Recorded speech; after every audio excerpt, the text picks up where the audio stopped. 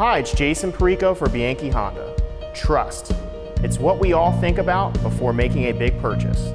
Here at Bianchi Honda, we earn your trust while giving you a great deal. Lease the sporty and reliable 2019 HR-V LX all-wheel drive for only $198 per month. Bianchi Honda, trusted for over 50 years and still growing in our community today. That's why, around here, we Honda. Time now for the Gannon Lady Knights Coaches Show. He's beaming in today. He's Jim Brunelli. What's up, Coach?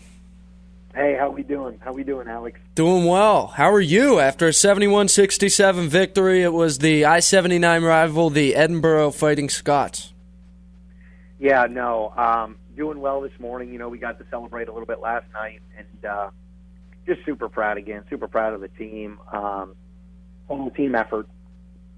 We played quite a few kids last night, some good minutes, got some quality work from our bench, as well as quality work from our starting group. And like I said, total team effort, and take my hat off to Edinboro. They are a feisty team that never quits, and obviously they showed that last night.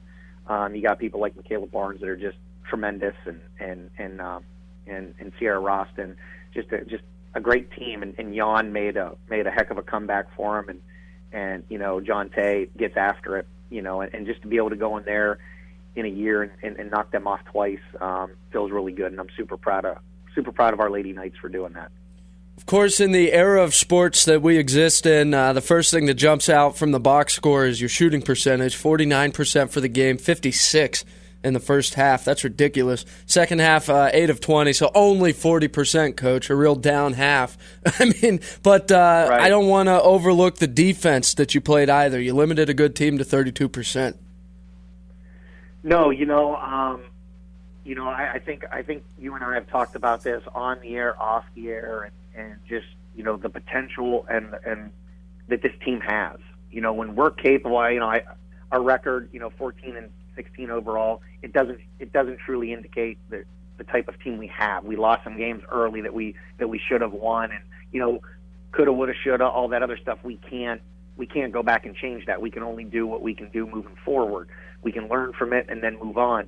But this team has a ton of potential, and it's there on both ends of the court. And, like I told the team last night, we always do some game goals. And I told them, look, this is our 30th game. We know in the first 29 the potential we have offensively. When we share the ball, when we take care of it, we're a pretty darn good team. Defensively, when we're communicating and we're getting back in transition, and we're playing our team defense and we're boxing out and we're rebounding, we're a gosh darn good team. And to be able to, hold a high-powered team like Edinboro to 32% shooting, that's why a lot of our games have been close. With the amount of turnovers we had, Alex, I mean, we've been in games where we've had 21, 22, 18 turnovers. Yeah. And it's because we're able to shoot the ball well and we're able to get stops. Our problem is with the turnovers, we just give that team second and third and fourth opportunities to score. And when you do that, they're going to take advantage of it. Some teams don't take advantage of it as well as they should, and I'm thankful for that. But, we got to do a better job taking care of the ball, and it's been our cross that we've had to carry this entire season. And they scored 18 points off of our 18 turnovers. We cut that down. That game isn't a 4-point game. It shouldn't have been a 4-point game anyway. We missed a couple free throws here and there, and they hit some really good shots. But at the end of it, we got the win, and, we shot the ball really well, and we played some good defense, and that's what you need to do to win. You look at the turnovers, certainly would have been of concern at halftime because you had 9, but you also had 7 assists. So, I mean, you got to pass the ball to score like you did there in the first half. So, no turnover is going to look good to a coach, but obviously they were pushing the issue, and it paid off. No, absolutely. When you add the 9 turnovers and you have the 7 assists like we had, we're sharing the ball. And some of our turnovers that we had, a couple of our kids tried to make something out of nothing. In a sense that way, they're trying to make a really good play out of a bad situation, and it didn't work for them. I know Sydney Mitchell tried to do that a couple times because she led us in turnovers with, at that time she had 6 at halftime. I believe. And, and there were a couple passes that I know she wishes she could get back, but she tried to make something out of nothing. And if that would have happened, it would have propelled us, but it didn't. And it ends up in a turnover. But when you're sharing the ball, so you take a couple of those, trying to thread the needle type passes out, then you're even, 7-7, or maybe you have 7 assists and maybe 6 turnovers, and that's the kind of thing that we want. But we didn't have it last night, but we still had to grind it out. Is that the accountability you want as a coach, like Sydney Mitchell's second half? I think that's the type of accountability that every coach in the country wants. Someone who's going to be able to, have the discipline that she showed last night. To go from, in the first 20 minutes of the game, you had 6 turnovers, to the next 20 minutes, you have 1. I mean, that's tremendous, tremendous discipline. And that's playing within yourself, and that's playing within the system, the offensive system. And she showed tremendous discipline last night while still being aggressive.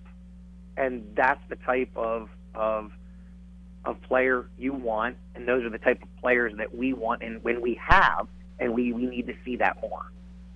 It was a really nice game on Sydney's part, and I mean, there was the moment there, when was it, at the beginning of the second half, when you had, it was, who fouled out of the game, Roston?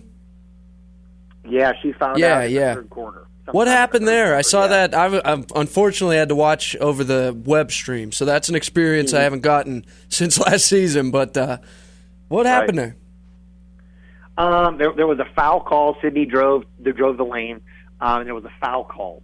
And they called the 4th foul, from what I understand, it was on Roston. And nobody could believe it, but, that's the call. That's who they said fouled. Whether it was her or not, I'm not sure. But when an official comes out and says it's a foul on her, she didn't agree with it.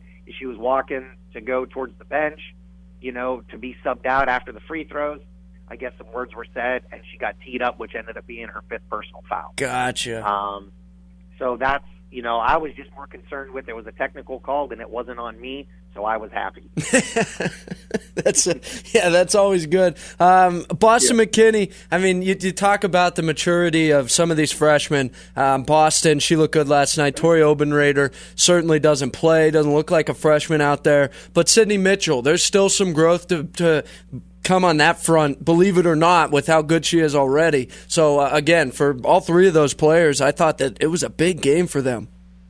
No, super huge game. It was nice to get Boston back, in the scoring column. And I say that she had a nice game against Slippery Rock in a loss where she got 10 points. She was struggling a little bit from the field, but she really likes playing in Macomb, that's for sure, because I think she has over 30 points when she plays in there. Combined, and Tori, another solid night at the office when you look at 8.7 rebounds. Nicole Acava with 7 points and 6 rebounds. That's another solid night at the office, especially going against someone like Roston. And then Lauren hit some big shots for us early and late. She hit, that layup right when we needed it off our dribble drive action, and she grabbed 4 rebounds. And Chelsea just coming in with another solid effort. With 14 points and 4 rebounds. The one thing we need to continue to do, and I'm going to say it again because I said it, I think, for the first 29 games, so I'll say it with the 30th, is we need to continue to limit turnovers. Because going into this next game at Cal, they capitalize on the other team's turnovers. And we can't continue to throw nonchalant passes and not come to the ball and do all those little things that the coaches talk their ears off and talk their heads off for the last 3 months. We got to start doing that a little bit better if we want to continue this season.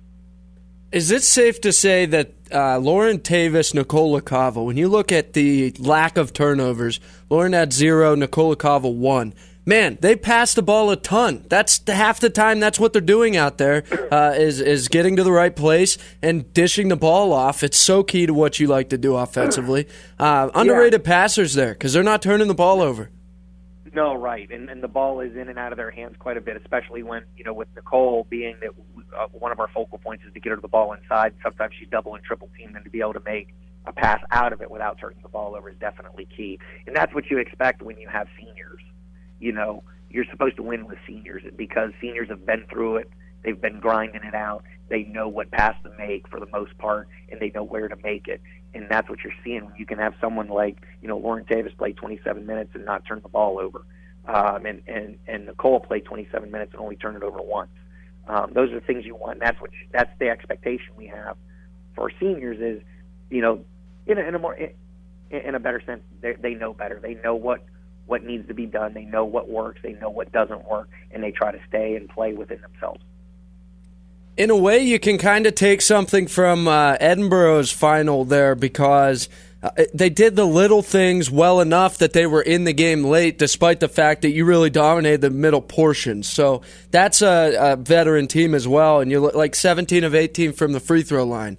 They maybe shouldn't have been in that game late, and they were because of little things like that. No, you're exactly right. You're exactly right. To go 17 of 18, Michaela Barnes and Jonte Walton were 16 of 16 from the field.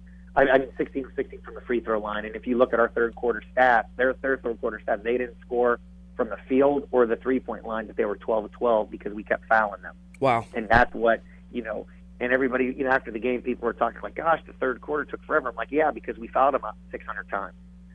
And you can't do that because every time you foul, the clock stops and they go and score points. And they were dead eyes from there during that time. So to hold a team with 0 for 11 and 0 for 5, that's tremendous. But you shouldn't give them 12 for 12 from the free throw line either. And then that helped them. That kept them in it. That kept them going. And then with a team like Edinboro, and you have people like Jan who can shoot the lights out, you're never really out of the game.